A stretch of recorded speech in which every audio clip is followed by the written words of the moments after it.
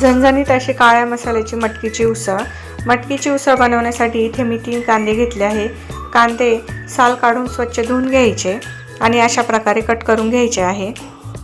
कांदा कट करून झाल्यानंतर आपण 7 ते 8 लसणाच्या पाकळ्या घेणार आहोत। आलं घ्यायचं, 2 ते 3 हिरव्या मिरच्या आणि स्वच्छ धुतलेली कोथिंबीर घ्यायची आहे। मी खोबरं किसून आणि मिक्सरमध्ये बारीक करून ठेवते, इथे मी तेही घेतलं आहे।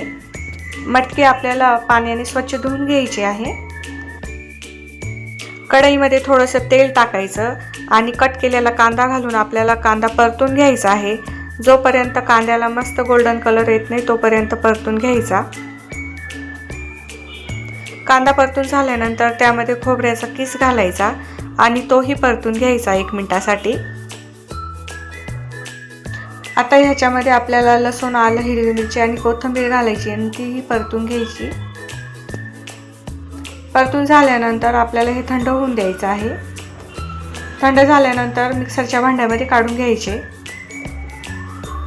त्यामध्ये थोडंसं पाणी घालून वाटण तयार करून घ्यायचं आहे। अशा प्रकारे स्मूथ वाटण तयार करून घ्यायचं। आता कढईमध्ये फोडणीसाठी तेल घ्यायचं। तेल गरम झालं की त्यामध्ये जिरे घालायचे आणि कांदा आणि खोबऱ्याचं वाटण घालायचं। व्यवस्थित मिक्स करून घ्यायचं। 1 मिनिटासाठी झाकण ठेवून वाटण शिजवून घ्यायचं। झाकण काढून त्यामध्ये बारीक चिरलेला टोमॅटो घालायचा, थोडासा हिंग, हळद, लाल मिरची पावडर आणि काळा मसाला घालून पुन्हा मिक्स करून घ्यायचं आहे। आता पुन्हा 1 मिनिटासाठी कढईवर झाकण ठेवून टोमॅटो आणि घातलेले मसाले शिजवून घ्यायचे।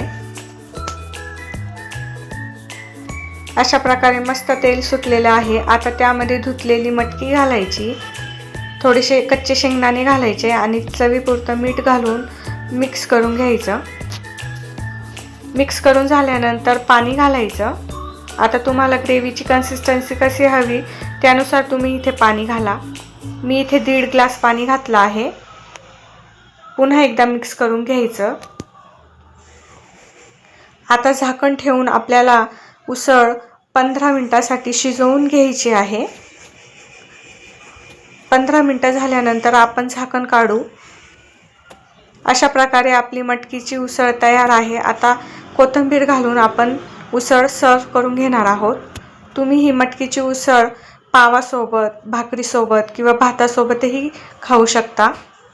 तुम्हाला जर ही माझी रेसिपी आवडली असेल तर घरी नक्की ट्राय करून बघा आणि माझ्या चॅनलला लाईक, सबस्क्राईब, शेअर करायला विसरू नका। Thank you for watching.